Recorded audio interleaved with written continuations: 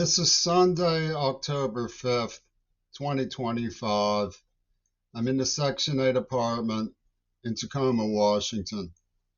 It's getting close to 9 o'clock in the morning. And I'm called upon, much to my regret, to address the abnormalization of our society, particularly by the way that what we call media has given up on knowledge-based discussions in favor of what they construe to be narratives, which is media's form of drone warfare. It was captured by James Thurber in a fable for our times, the moral of which was don't get it right, get it written. It has behooved some of the sandbaggers to expose some of their hands and operating principles and electrical systems at work for disclosure of a slimy bray about what they've accomplished, which is based on Pink Floyd's The Wall and allied to Roger Waters and Donald Trump through Mel Gibson, of a theme of contempt for our society.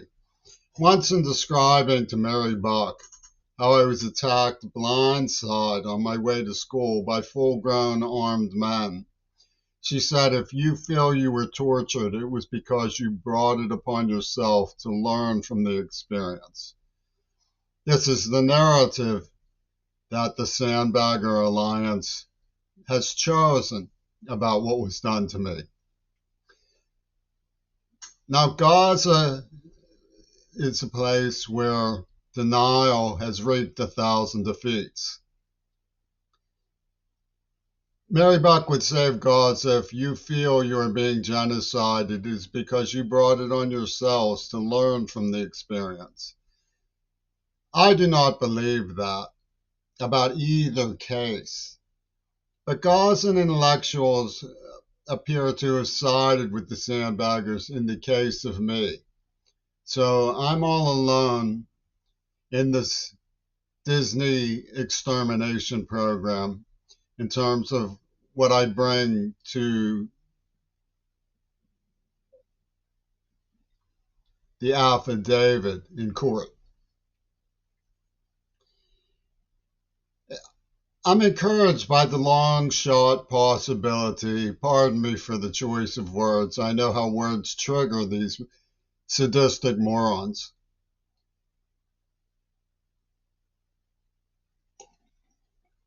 Members of Congress, like Patty Murray, could wake up to what they've neglected, the denial that has sown 1,000 defeats. If they could wake up and take upon themselves the duty call that they seem perfectly happy in shirking off on deaf people, which is to say the duty call to die for the right to exist, which is the knife at all of our jugular veins because of the way we have allowed these sandbaggers to operate. I propose to teach you a little bit about how they think and go about what they do. And you can find explorations of the cinema system that was used in the militarization of Axis revenge that came about. You may wonder, why should I bother going into such issues as the separation of the Galloways at Gateway Airport?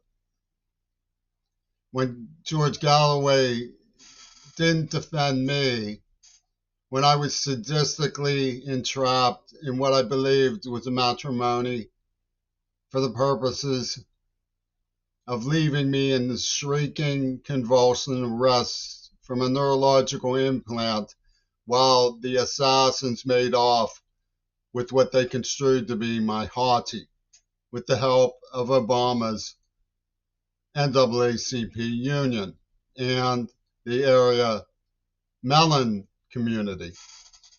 I'll explain why.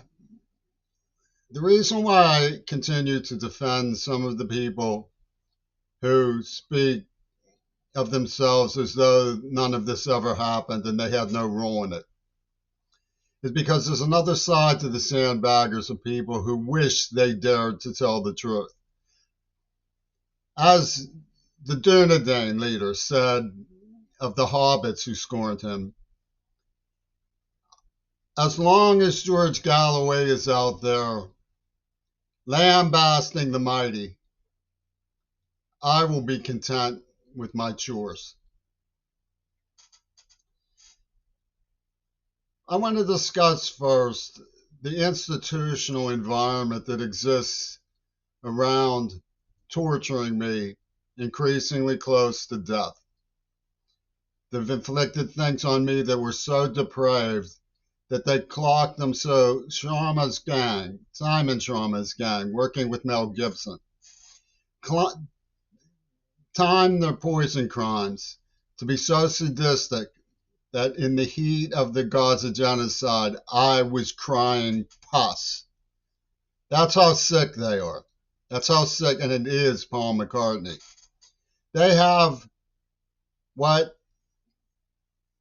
I call their rallying alibi for the AIDS attack. The rallying alibi for the AIDS attack covered them for Mount Desert Island, the Venus flytrap on Mount Desert Island. Rallying alibi of the AIDS attack came from Robert Fripp. He said, "We choose to grant humongous credibility to someone named Katz, who was a virgin." And Robert Fripp's claimed that he could sense a desire to rape her, and therefore her virginity proved that she was raped. And they ran amok with that, these sandbaggers. They raped my deaf girlfriend. They lied about how Leslie represented herself. She herself would go out into the woods shrieking, "Gonna rape, kill, pillage, and burn. Rape, kill, pillage, burn, and eat babies." She would yell that at the top of her lungs. And they said that she was the Honor Society's queen. And they didn't allow me to describe how she behaved towards me naked in the woods as a defense of my restraint. Because Adrian Ballou had managed to get hold of a postcard that Robert Fripp wrote to me. And it wouldn't do to give it back. They wouldn't allow me to keep it anyway. The grubby hands are everywhere. They operate from the VA. They operate from saloon podcasts online. They're basically Carnegie Mellon University's electrical engineers, working with the VA and hotshots who've gotten into the PEO box system, who now cajole from the Black Panthers. And of course, they're informed by intellectuals like Cizek. And the sublime object of veneration may be a beautiful woman cooking in the senior center. Then the theologians come in and announce that it is sacred to protect her from the devilish spirit. I mean, it's theological biology that leads them to do things like poison me in the eyes. While Ono is cackling about the lyrics of the walrus, that dog's eyes, okay?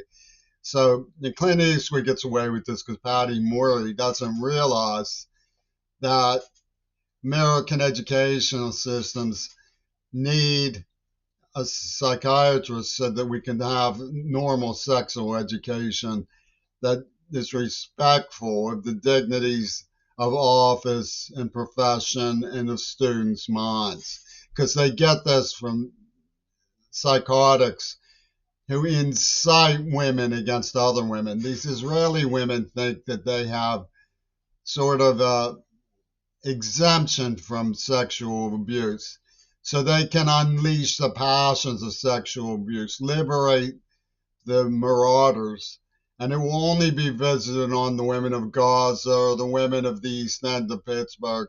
It will never come back at them. And Patty Murray says, God knows what, to the idea that somebody who was restrained towards a girl who taunted him naked while he serviced her with her tongue is somehow better for unleashing rape as a good, which is the value of the rallying cry alibi. That date rape is good, it's better, it's more masculine, it's being part of the team. That's what the rallying alibi means. And Fripp just held his nose, dropped his pick, and I got chemically castrated by the Eastwood faction who had me crying pus during the Gaza monstrosity. So the deaf have to die for our right to exist, but Patty Murray says turn the other cheek to us and ignores the sadism that's going on. Why? Because the rallying alibi traces to Paul McCartney. Now, the idea that this was just a local saloon situation in Pittsburgh that people got a laugh out of is discredited by the fact that the person who was behind the staged and phony discovery of the script is a Fox sound technician who married into my family and was on Anna and the King. You remember in Anna and the King when the Galloways were separated and the girl was given to the king and she learned the birds and the bees from the king while her Buddhist George Galloway looked on in sorrow. Know what I mean? Know what I mean? They have their eyes on the girl my heart went out to in Gaza. So there was always reason to question the rallying alibi, the idea the virginity proves rape, and therefore the deaf man should be locked out of a church and denied matrimony and have abortion rubbed in his face when the team players decided he wasn't fit to be a father. The slimy Eastwood bullwhip that goes on behind the scenes towards anybody who questions the rallying alibi. But one of the things we know about Sizek and his sublime veneration scene is the plasticity of credulity. You see, when you start questioning whether virginity proves rape in a situation where the girl herself denies it, but Fripp says no. He says his sacred pecker stance has dropped his pick.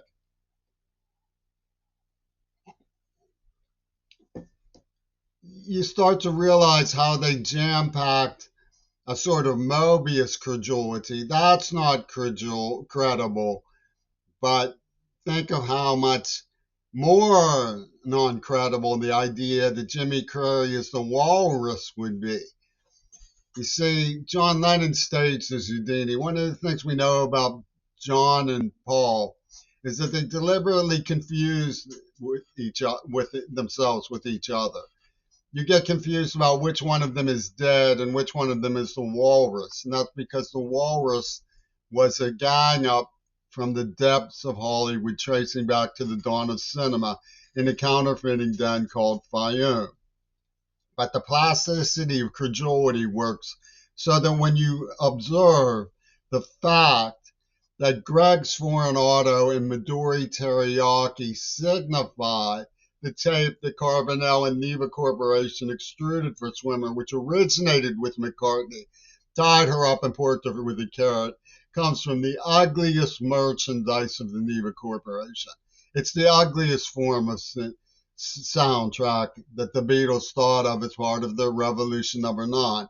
And they implanted it in Jimmy Carrey and then held him hostage until they succeeded in extruding it.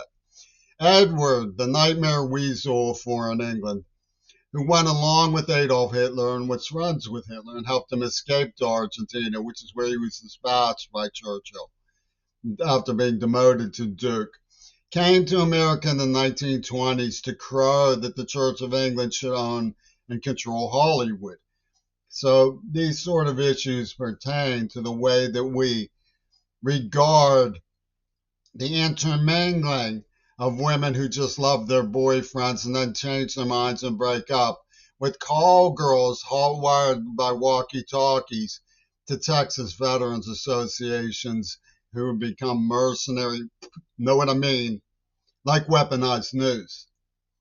So what we see is Edward's control of Disneyland after dark. In other words, the Catholic Church, the Church of England, wanted to control the prostitution industry.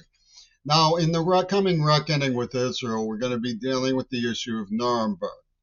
If you watch and read about Nuremberg, I learned last night that there were pressures on Roosevelt to engage in mass execution of German SS officers and so on. In fact, one of the reasons why Nuremberg is lackluster is because Churchill, when he was rebuked in his mass execution plan, was himself so angry that he executed Heinrich Himmler, who would have been quite a person to have had showcasing the Nuremberg trials. But the Nuremberg trials were robbed of Himmler by Churchill, who executed him out of hand to put a stop to the show, because the idea of show trials of war criminals is actually the empowerment of international law that could bite the hand that feeds them, in Churchill's view. So FDR on his deathbed was said to have endorsed the mass execution plan. I doubt it. Martha Gellhorn believed that he would have buried the secrets of the atomic bomb and threatened anybody with treason who tried to unearth them. In fact, I think it's more reasonable to assume that he was the source of the idea to just demonstrate the atom bomb, which is what Henry Wallace probably would have done. And certainly Henry Stimson would have tried to prevail upon the people who were responsible for the decision to drop it on Hiroshima, would have